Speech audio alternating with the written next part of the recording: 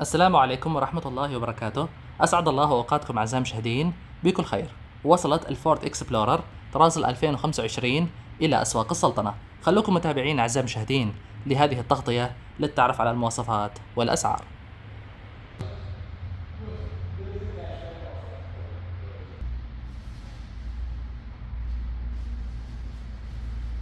طبعا هذه فورد إكسبلورر فئة النص فل. بالنسبة لمواصفات السيارة الخارجية، المصابيح الأمامية من نوع ال LED مع ال LED النهاري، كشافات الضباب من نوع ال LED، شبك الواجهة الأمامية مطلي بالكروم مع اللون الأسود اللامع، مجموعة الأنظمة المساعدة للسائق على الزجاج الأمامي، نظام الخروج على المسار، تنبيه ما قبل التصادمات وفرملة الطوارئ، بالإضافة إلى رادار مثبت السرعة.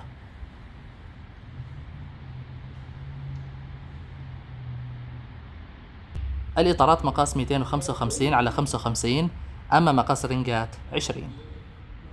المرايا الجانبية بدون طلاء وعليها مواصفة تحذير النقطة العمياء. خاصية الدخول الذكي بدون مفتاح على مقابض الأبواب، زينة من الكروم أسفل الأبواب. فئة النصفول عليها فتحة السقف البانورامية وقضبان السقف بدون طلاء.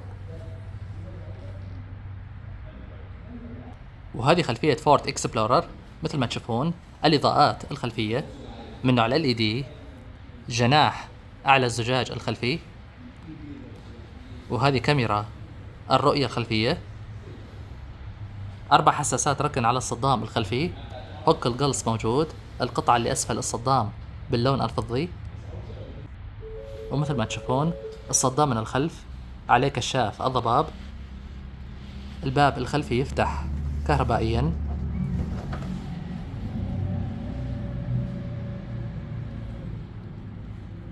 سعة التحميل خلف مقاعد الصف الثالث تقدر ب515 لتر. طيب أسفل هذا الغطاء عندنا مساحة تخزين إضافية. مقاعد الصف الثالث قابلة للطي يدويا.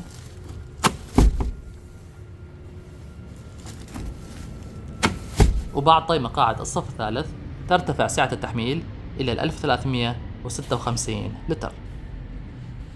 وبالتأكيد إغلاق الباب الخلفي عن طريق هذا الزر.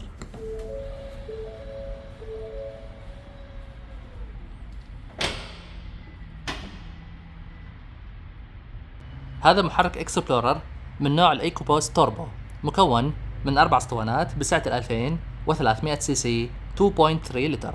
هذا المحرك يولد قوة 300 حصان والعزم 420 نيوتن متر.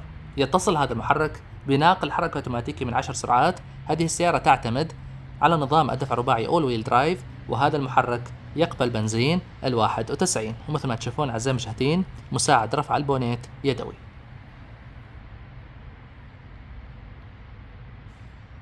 بالنسبة لمعدل استهلاك الوقود، اللتر الواحد من البنزين يقطع مسافة 12 كيلو و700 متر، والتقييم ممتاز. أما سعة خزان الوقود فتبلغ 68 لتر.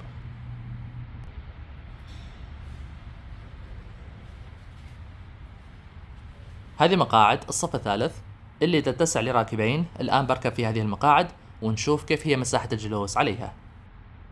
بشكل عام مساحة الجلوس تعتبر جيدة.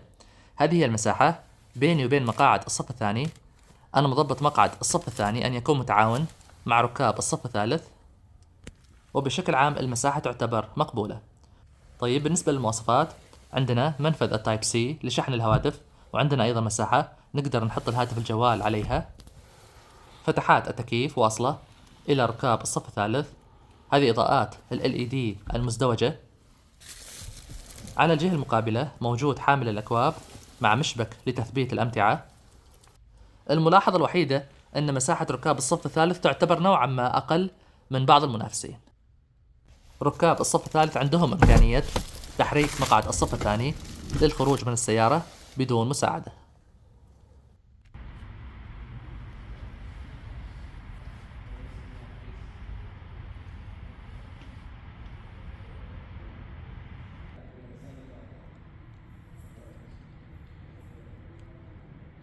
مستوى راحة الركوب في مقعد الصف الثاني يعتبر جيد جدا، وبالنسبة لمساحة الجلوس هذه المساحة بيني وبين مقعد السائق، وأنا متعاون مع ركاب الصف الثالث، ونقدر نزيد المساحة بإرجاع المقعد للخلف وتصير المساحة عندنا أوسع.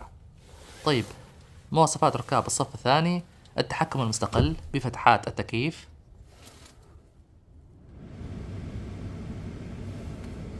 اختيار درجة الحرارة المستقلة مع إعدادات التكييف.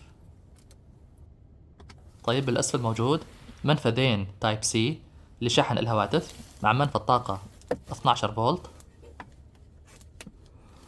طيب، على فئة النصفل تنجيد المقاعد من الجلد، نوعية الجلد تعتبر عادية جدا على فئة النصفل.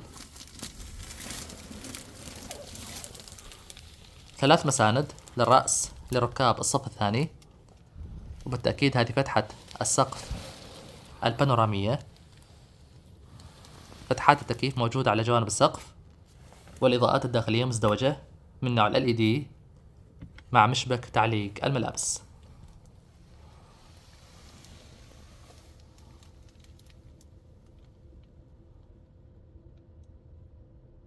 الأبواب من الداخل، هذه القطع راح تكون مكسوة بالجلد. مقبض الباب مطلي بالكروم، أما هذه القطع راح تكون من البلاستيك. نوعية البلاستيك تعتبر ممتازة، فيها طراوة.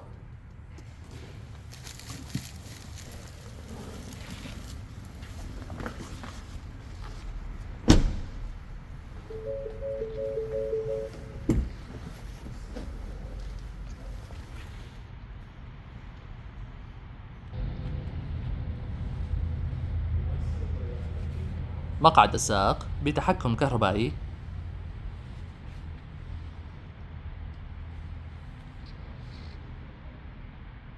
باب الراكب الأمامي عليه سنتر لوك التحكم بالأقفال، ومقعد الراكب الأمامي أيضا بتحكم كهربائي.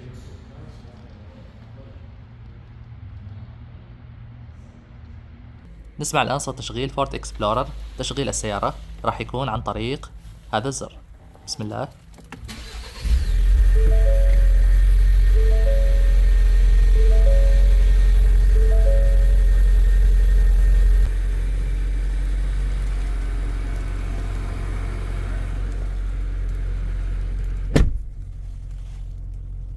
مواصفات السيارة الداخلية: عجلة القيادة مكسوة بالجلد مع تطعيمات باللون الفضي.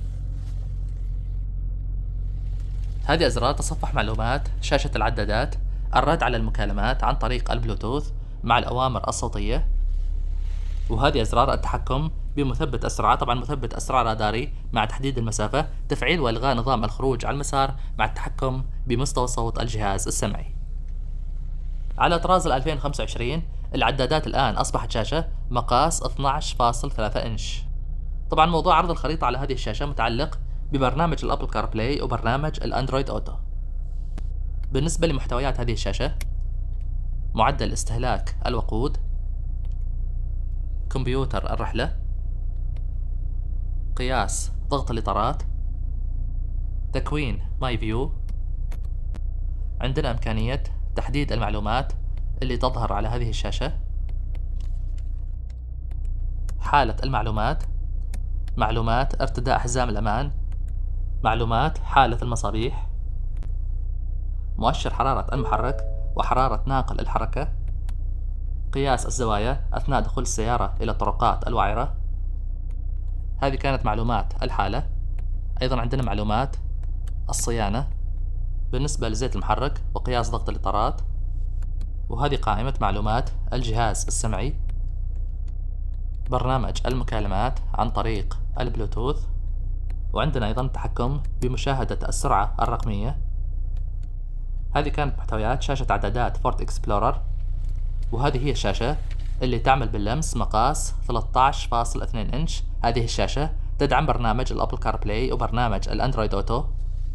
وهذه خيارات الجهاز السمعي المكون من 6 مكبرات صوت، اتصال الهاتف بشاشة أبل كار بلاي وأندرويد أوتو، إعدادات السيارة، تشغيل مساعد نزول المنحدرات عن طريق الشاشة. وهذه ميزة إقفال الشاشة مع الرمز للمحافظة على الخصوصية. وهذه مجموعة الإعدادات: الإضاءات الباب الخلفي، نظام التشغيل عن بعد، الأقفال، الأبواب وغيرها من الإعدادات. إعدادات اتصال البلوتوث، وهذه إعدادات مجموعة الأنظمة المساعدة للسائق، وهذه إعدادات اختيار اللغة والوقت ومساحة تخزين الشاشة، إعدادات الملف الشخصي، إعدادات مستوى العرض، إعدادات الواي فاي والإنترنت، إعدادات التوجيه الصوتي عن طريق جوجل. طبعا هذه مجموعة الاختيار المخصص. أحط الآن كيروس نشاهد تصوير كاميرا الرؤية الخلفية. هذا هو تصوير الكاميرا مع الخطوط الإرشادية. طبعا التحكم بالتكييف راح يكون عن طريق الشاشة. اختيار سرعة المروحة راح يكون بهذه الطريقة، وبالتأكيد درجة الحرارة مستقلة للسائق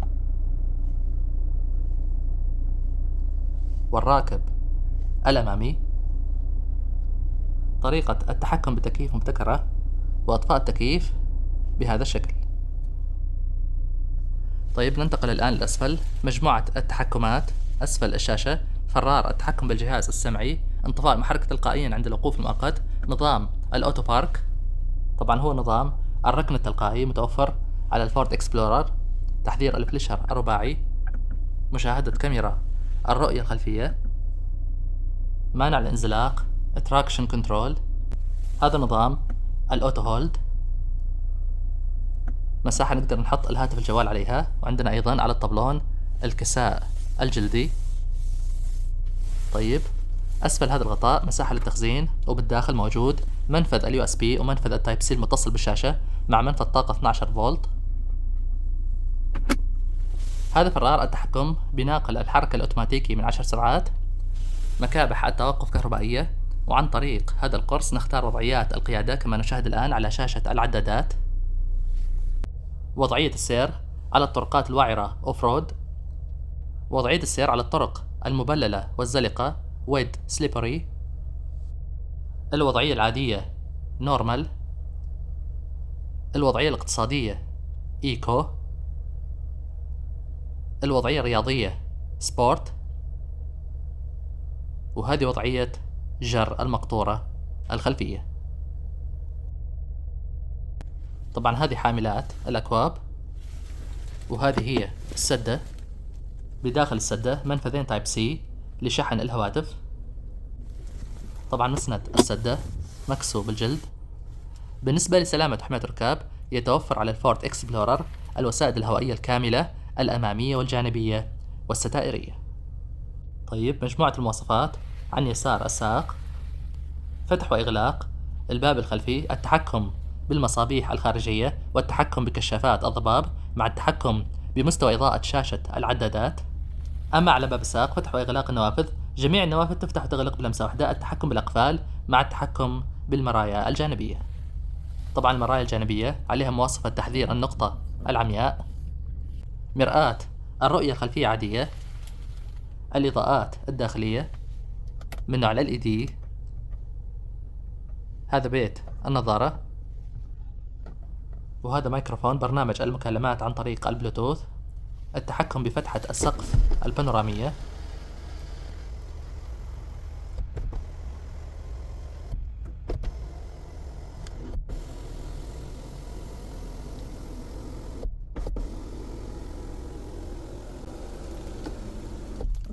هذه شماسة السائق عليها المرآة مع إضاءات صفراء مزدوجة، نفس الأسلوب على شماسة الراكب الأمامي.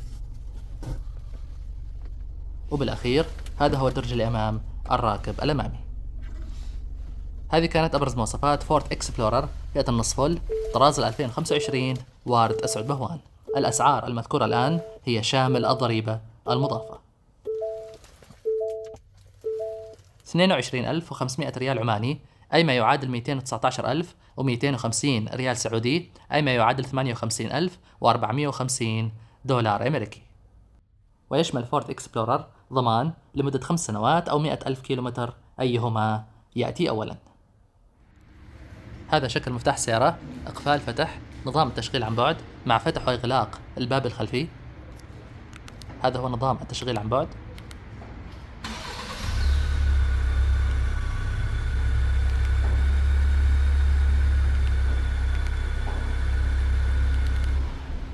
لكل من يشاهد قناتي للمرة الأولى اشترك في هذه القناة. القناة تتميز بالعديد من التغطيات اللي راح ترضيكم إن شاء الله. أعزائي المشاهدين لا تنسوني من اللايك يحمسني للاستمرار. أتمنى أني كفيت ووفيت من خلال هذه التغطية للفورد إكسبلورر طراز 2025. تحياتي لجميع المشاهدين، أخوكم ياسر الفارسي.